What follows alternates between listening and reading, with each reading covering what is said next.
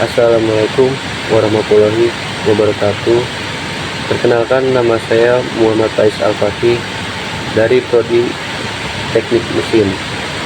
NIM saya adalah 2511060200015.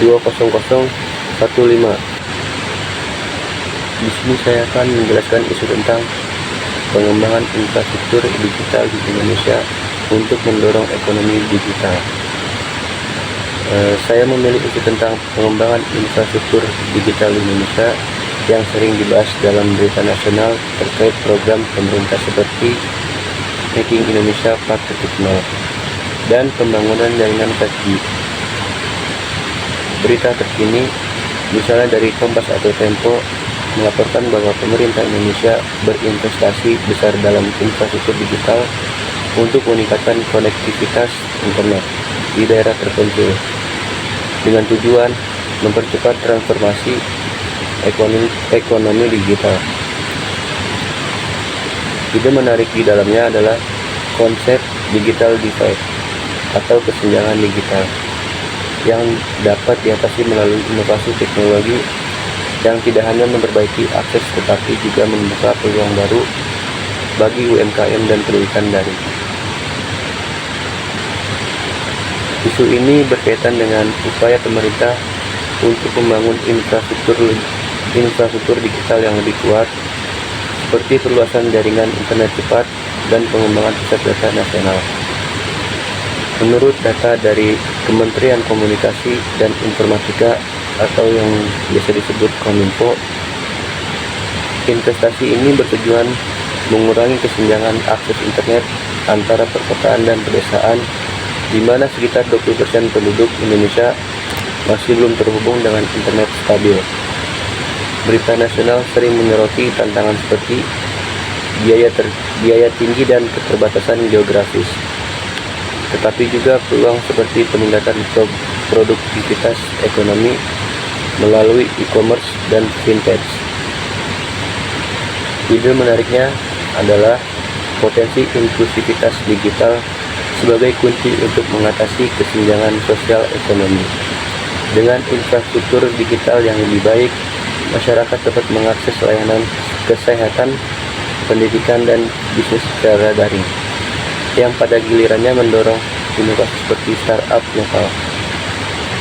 Ini mirip dengan konsep digital pion di negara maju, tetapi disesuaikan dengan konteks Indonesia yang beragam budaya dan geografi. Di sini saya akan menjelaskan sudut pandang dari pemerintah, yaitu pengembangan infrastruktur digital dilihat sebagai investasi strategis untuk mencapai target pertumbuhan ekonomi 5-6% per tahun. Pemerintah seperti melalui Bappenas melihatnya sebagai langkah untuk menarik investasi asing dan menciptakan lapangan kerja baru di sektor teknologi. Mengurangi ketergantungan pada sumber daya alam. Tantangannya adalah alokasi anggaran yang efisien karena biaya pembangunan jaringan 5G diperkirakan mencapai triliunan rupiah. Dan bagi masyarakat, terutama di daerah pedesaan, ini berarti akses yang lebih mudah ke informasi dan layanan. Namun ada kekhawatiran tentang privasi data dan kesenjangan keterampilan digital, di mana orang tua atau kurang terdidik mungkin tertinggal.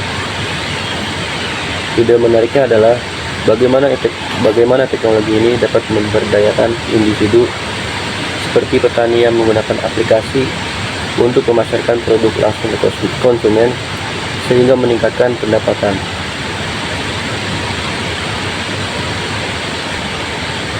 Dan selanjutnya,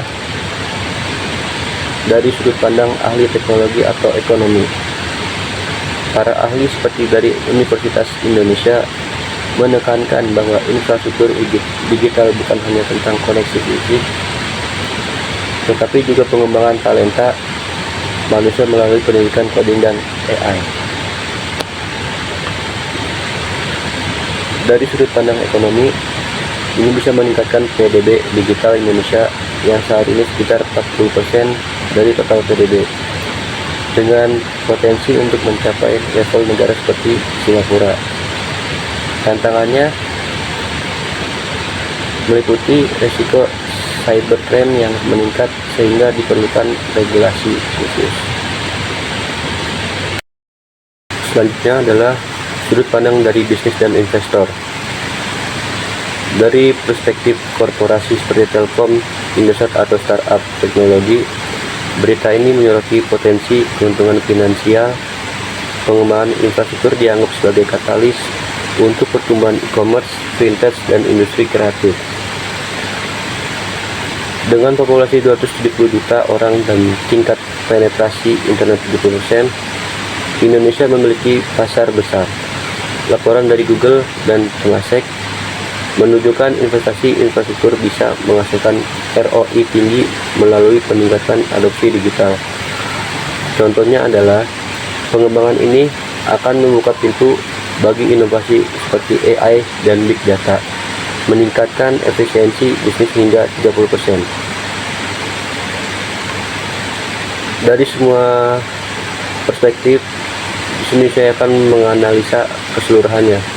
Berita ini umumnya memiliki sudut pandang positif dan promosional, didorong oleh agenda pemerintah untuk menunjukkan kemajuan, namun sudut pandang kritis sering muncul di bagian akhir untuk memberikan keseimbangan. Jika berita asli tersedia, sudut pandang utama tergantung pada sumbernya. Media pemerintah cenderung optimis, seperti media independen lebih kritis. Sekian dari saya. Wassalamualaikum warahmatullahi wabarakatuh.